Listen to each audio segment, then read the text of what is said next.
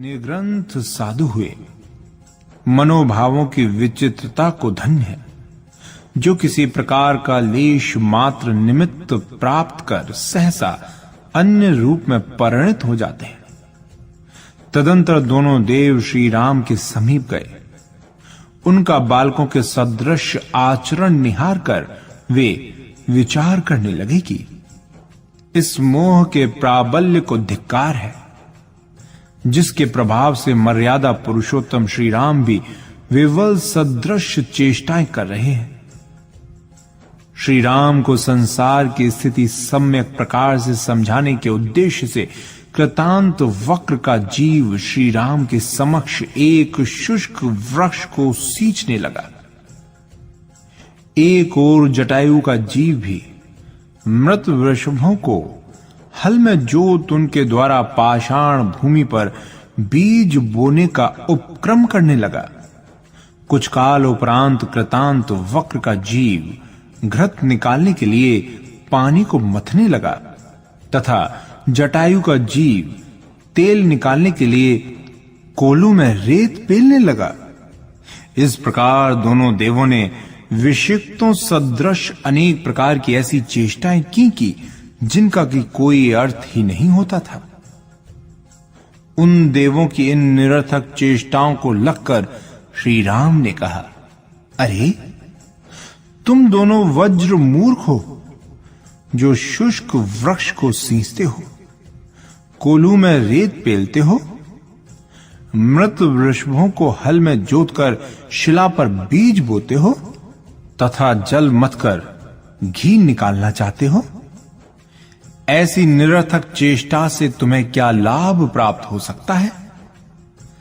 तब दोनों देवों ने श्री राम को उल्हाना देते हुए कहा, आप भी तो अपने भ्राता की मृत देह को ही कंधे पर उठाए उठाए भ्रमण कर रहे हो, उसे विविध प्रकार के वस्त्राभूषण पहनाते हो। भला ऐसा करने से आपका क्या लाभ प्राप्त होगा? ये उत्तर श्रवण कर श्री राम को प्रचंड क्रोध उत्पन्न हुआ। लक्ष्मण का कसकर आलिंगन कर उन्होंने कहा, हे दुर्बुद्धि, मेरे प्रिय अनुज के प्रति तुम ऐसे अमंगल सूचक वचन क्यों कहते हो? इतने में जटायु का जीव एक मृत मनुष्य का कलेवर कंधे पर रखकर श्री राम के निकट आया। तब श्री राम ने उससे पूछा, अरे तुम मृत मनुष्य के कलेवर को कंधे पर उठाए क्या कर रहे हो? क्या तुम्हें इतना भी ज्ञान नहीं? तब उसने कहा, आप प्रवीण होकर लक्ष्मण की प्राण रहित देह को कंधे पर लिए क्यों सर्वत्र भ्रमण कर रहे हैं? आपको अन्य का तो अणुमात्र दोष भी दिख जाता है, परंतु अपना मेरु प्रमाण दोष भी नहीं देख पाते हैं। प्रीति समानता से ही होती है। आपको जड़ बुद्धि देखकर हमें आप पर स्नेह उत्पन्न हुआ। इसी स्नेह के कारण आपकी उन्मत्तता तथा जड़ता लगकर ही हम आपके समीप आए। हमारे संयोग से यदि आपका कोई उपकार हो तो हमें आनंद प्राप्त होगा। देवों के वचन सुनकर श्री राम को शास्त्रों के वचन का स्मरण हो आया। सहसा वे सजग हो गए। जिस प्रकार वन में राह भटका पथिक सहसा मार्ग मिलने पर प्रसन्न हो जाता है, उसी प्रकार पुरुषोत्तम श्री रामचंद्र प्रतिबोध को पाकर अत्यंत आह्लादित हुए। तदंतर दोनों देवों ने सर्वसाधारण में आश्चर्य उत्पन्न कराने वाली स्वर्ग की विभूति अंशत प्रकट दर्शाई। सहसा शीतल मंद सुगंध पवन प्रवाहित होने लगा। समस्त आकाश देवों के सुंदर सुंदर विमानों से आच्छादित हो गया। सुंदर देवांगनाएं वीणा, बांसुरी, मृदंग आदि वादन करते हुए नृत्य करने लगी। श्री राम ने दोनों देवों से जिज्ञासा की, हे सौम्य वदन, आप कौन हैं? किस कारण आपने मेरा इतना उपकार किया? ये सुनकर एक देव जटायु के जीव ने अपने पूर्व जन्म में मुनियों को आहार देते समय प्रतिबुद्ध होने, सीता द्वारा पालन पोषण करने, सीता हरण के समय दशानन द्वारा आहत होने, मृत्यु के समय पुरुषोत्तम श्री राम द्वारा अनादि महामंत्र नमोकार के सुनाने तक का समस्त वृतांत श्री राम को वर्णित किया।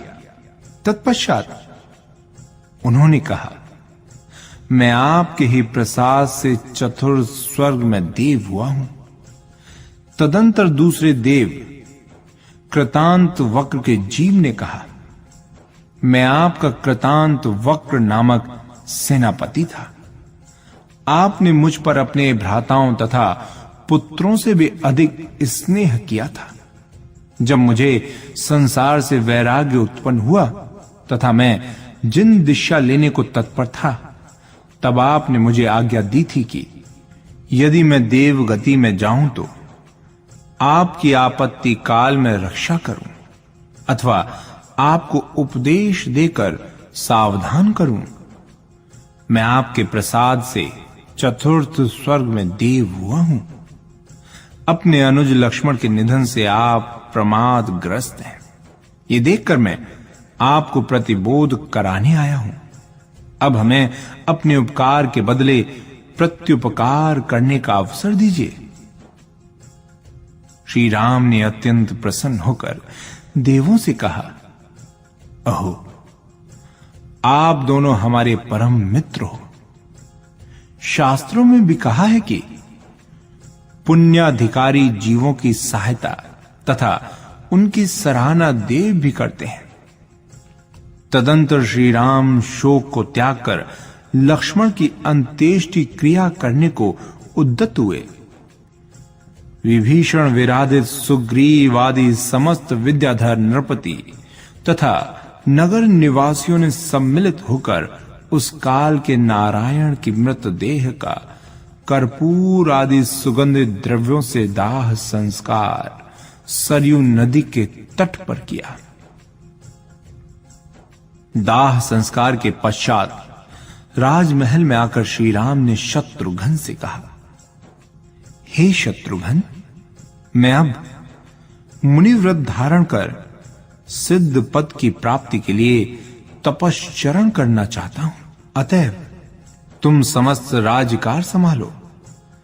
शत्रुघ्न ने अत्यंत विनय पूर्वक कहा, हे तात, मैं भी आपके संग मुनिव्रत धारण करूंगा। मुझे राज्य की अभिलाषा नहीं है।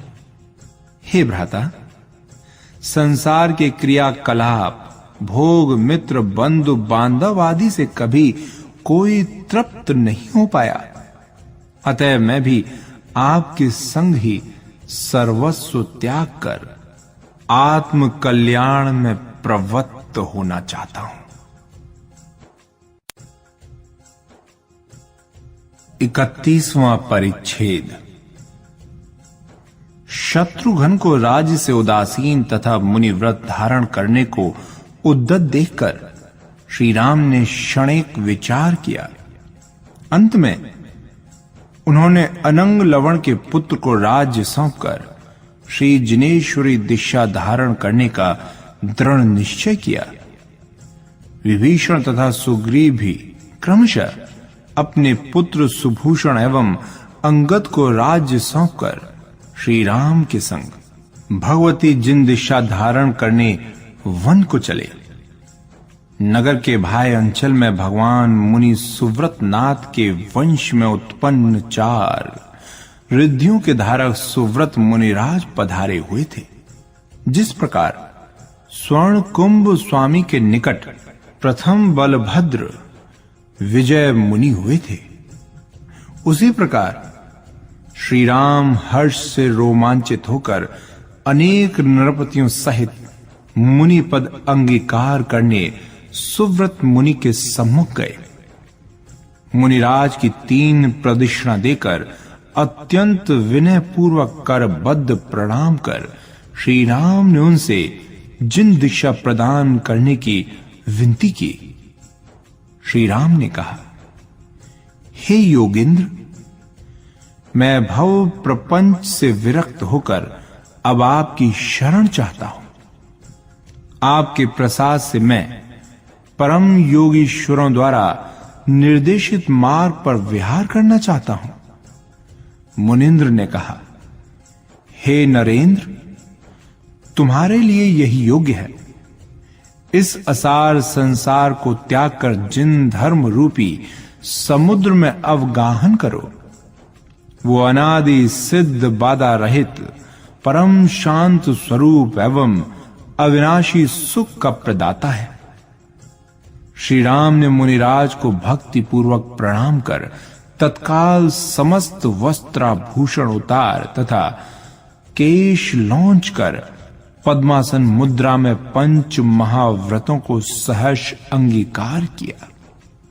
देवों ने पश्चाश्चर्य प्रकट कर दुदुम्बी बाजे बजाए। कृतांत वक्र तथा जटायु के जीवों दोनों देवों ने बहुविधि उत्सव मनाया। श्री राम के संग विभीषण, सुग्रीव, नल, नील, चंद्रनख, विराधित इत्यादि 16 सहस्र से कुछ अधिक नृपति मुनि हुए तथा 2 सहस्र नारियां आरिका हुई। गुरु की आज्ञा से श्री राम एका विहारी होकर समस्त विकल्पों से रहित होकर घोर तपश्चरण करने लगे। श्री राम का शत का कुमार काल, 63 वर्ष का मांडलिक पद, 40 वर्ष का दिग्विजय काल तथा 11 सहस्र पंचशत षष्ठ यानी 11,560 वर्ष काल तक त्रिखंड पृथ्वी पर शासन काल रहा।